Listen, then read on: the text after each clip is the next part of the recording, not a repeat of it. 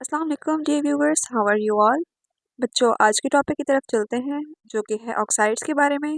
तो सबसे पहले जो हम डिस्कस करेंगे वो होगा basic oxides.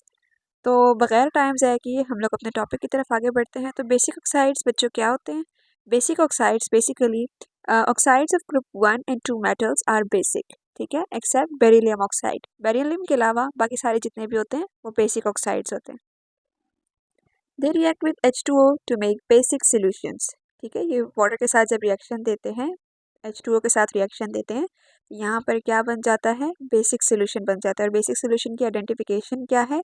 OH negative ions जिस भी एटम के पास हो, तो किसी भी एलिमेंट के पास अगर OH आइंस आ जाएं तो वो बेसिकली एक बेसिक सॉल्यूशन होता है। ठीक हो गया। यहाँ पे आप देख सकते हैं पोटेशियम के साथ भी OH है, तो ये एक बेसिक सॉल्यूशन है। ठीक है, पोटेशियम। और इसके अलावा जो हमारे पास ये कैल्शियम है, ये भी हमारे पास क्या है? बेसिक सॉल्यूशन दे रहा है वाटर के साथ रिएक्ट करने के बाद। ये पोटेशियम और ये जो कैल्शियम है, इसके एग्जांपल्स जो हैं ये बेसिक ऑक्साइड्स में आ सकती हैं। उसके अलावा जो एग्जांपल्स हैं वो मेंशन है।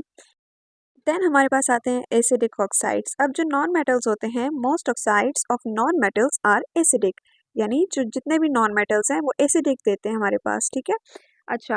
दे react with H2O to make an acidic solution. अब यहाँ पर कुछ एग्जांपल हैं सल्फर ट्राइऑक्साइड और कार्बन डाइऑक्साइड की। जब ये वाटर के साथ रिएक्ट करते हैं तो हमारे पास कुछ एसिडिक सोल्यूशन बन जाता है। ठीक हो गया।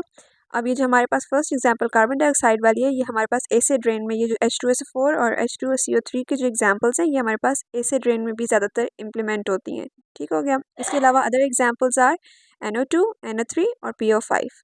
ऑल राइट, ये भी जब रिएक्ट करते हैं H2O के साथ so they give acidic solution. इसके अलावा basic oxide reacts with acid. कुछ हम लोग रिएक्शन देखेंगे आपके बेसिक ऑक्साइड्स जो हैं जब एसिड के साथ रिएक्ट करते हैं तो वो क्या देते हैं?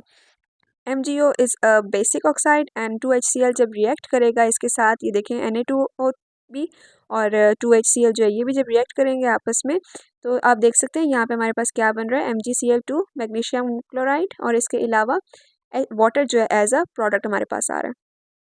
अब अगर हम एसिडिक ऑक्साइड्स का बेसिस के साथ रिएक्शन देखें, हमें पता है carbon dioxide is acidic oxide और SO3 जो है ये भी हमारे पास एसिडिक ऑक्साइड है। और यहाँ पर आप देख सकते हैं हमने यहाँ पे बेसिस ली है, यहाँ पर कुछ ये प्रोडक्ट बन रहा है और इसमें भी वाटर एज अ प्रोडक्ट बन रहा है। अब कुछ जो होते हैं बच्चों वो होते हैं एम्फोटेरिक नेचर के। ठीक है, कुछ ऑक्साइड्स होते हैं यानी वो एज अ बेस भी रिएक्ट करते हैं और एज एन एसिड भी रिएक्ट करते हैं, तो इसको बोलते हैं एम्फोटेरिक। हमने वाटर की एग्जांपल में पढ़ा था एम्फोटेरिक क्या होता है। तो यहाँ पर कुछ एग्जांपल्स हैं कुछ रिएक्शंस में, मैं आपको दिखा दूँ कि Al2O3 जो है जब उसको हम लोग HCl के साथ रिएक्ट करवाते हैं तो वो क्या करता है, देखें यहाँ पे एम्फोटेरिक नेचर भी देता है। एम्फोटेरिक नेचर भी दे मतलब ये कि एज एन एसिड भी रिएक्ट कर रहा है और एज अ बेस भी। यहाँ पे Al2O3 जो है वो as an acid and as a base भी रिएक्ट कर रहा है, HCl के साथ एज अ बेस और NaOH के साथ एज एन एसिड। ठीक है, क्योंकि HCl एक। आगे चलते हैं, कुछ बेसिक हाइड्रोक्साइड्स के बारे में बात करते हैं। अब यहाँ पर हाइड्रोजन की एडिशन हो गई है इसमें, तो टॉपिक की तरफ चलते हैं बेसिक हाइड्रोक्साइड्स। अब hydroxides of group 1 and 2 metals are basic except beryllium. ठीक है, बेरिलियम हाइड्रोक्साइड्स जो हैं ये हमारे पास इसके अलावा बाकी सारे बेसिक हाइड्रोक्साइड्स होते हैं यानी एज अ बेस रिएक्ट करते हैं। NaOH, KOH, CaOH twice. All right, अब इसका जब हम रिएक्शन देखते हैं तो हमारे पास OH नेगेटिव आइंस देते हैं ये। ठीक हो गया। H2O के साथ यानी वाटर के साथ जब रिएक्ट करवाते हैं तो ये OH नेगेटिव आइंस देते हैं हमें, इसीलिए इनको बेसिक हाइड्रोक्साइड्स कहा जाता है।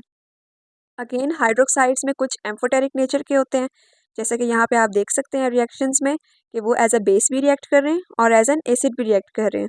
यहाँ पे HCl जो है वो हमारे पास एसिड है और NaOH जो है वो बेस है। तो AlOH जो 3 टाइम्स जो हमारे पास गिवन है, इसमें यहाँ पे ये एज अ बेस रिएक्ट कर रहा है और जो नीचे वाली एग्जाम्पल है उसमें एज एन एसिड रिएक्ट कर रहा है।